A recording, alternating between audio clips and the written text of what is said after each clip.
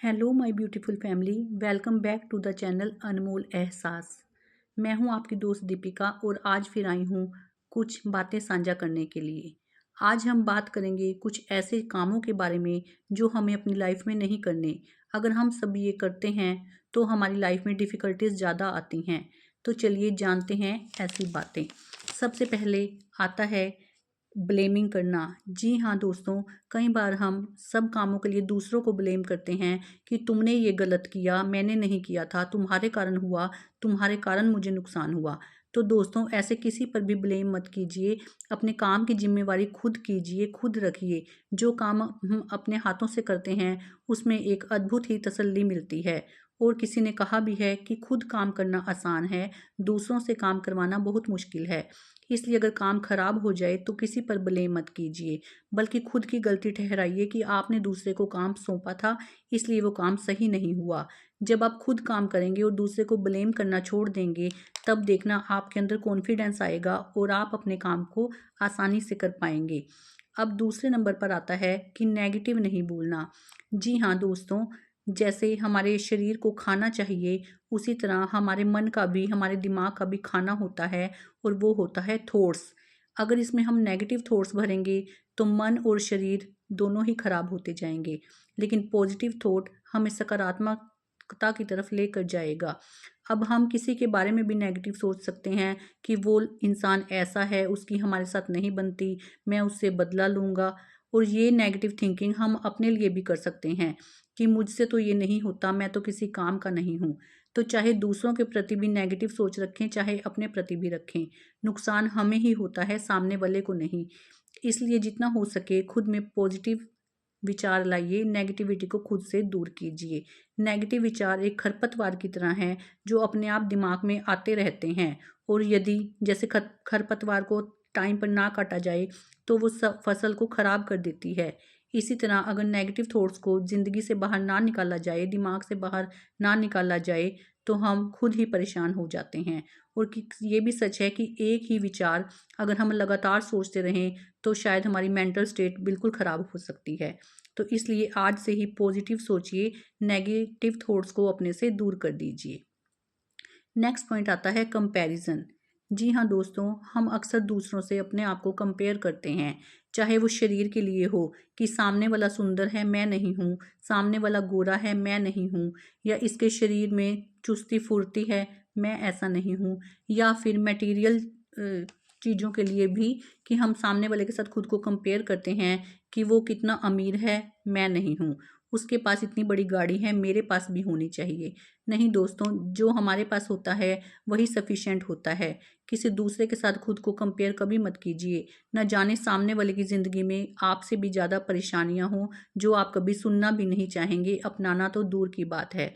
इसलिए खुद में सोचिए कि भगवान ने हमें जिस जगह रखा है हम वही डिज़र्व करते थे और वही बेस्ट है। जब ये कंपैरिजन करना आप बंद कर देंगे, तब देखना आप अपने काम में व्यस्त हो जाएंगे। और किसी ने कहा भी है, व्यस्त रहिए, मस्त रहिए। दूसरों के प्रति सोचने का इतना मौका ही ना दीजिए खुद को। अपने काम में जब व्यस्त रहेंगे, ना किसी से कंपेयर करेंगे, ना ही नेगेटिव थिंकिंग को मन में लाएंगे। अब नंबर 4 आता है कि स्टॉप इग्नोरिंग रिलेशनशिप। जी हाँ दोस्तों, हम लोग ऐसे हो गए हैं टीवी और मोबाइल के कारण कि एक ही घर में बैठकर भी सब लोग अलग अलग कमरों में मोबाइल लेकर बैठे रहते हैं।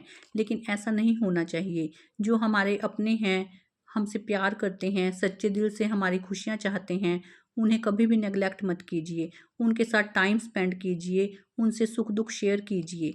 शुरू में हमें संकोच होगा अगर हमारे बिहेवियर में वो चीज़ शामिल नहीं है कि हम दूसरों को अपने मन की बात बताएं। लेकिन हर एक की लाइफ में एक दो शख्स जरूर ऐसे होते हैं जिन पर हमें पूरा विश्वास होता है, चाहे वो हमारे माँ बाप हों, हमारा स्पाउस हो, हमारे बच्चे हों, या कोई दोस्त हो। इसलिए अगर आपकी लाइफ में कोई भी एक इंसान ऐसा है जो आपके प्रति पूरी तरह निष्ठा रखता है, आपको प्यार करता है, तो कभी भी ऐसे इंसान को नेगलेक्ट मत कीजिए।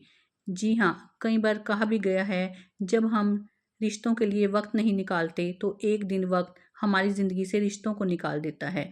अपने रिश्तों में कड़वाहट को कम कीजिए। अगर थोड़ा बहुत कोई गलत कह दे तो पलट कर जवाब देने की जगह थोड़ा सा शांत रहिए। इससे सामने वाला का भी गुस्सा शांत हो जाएगा और हमारा भी। इसलिए कभी भी रिलेशनशिप को इग्नोर मत कीजिए।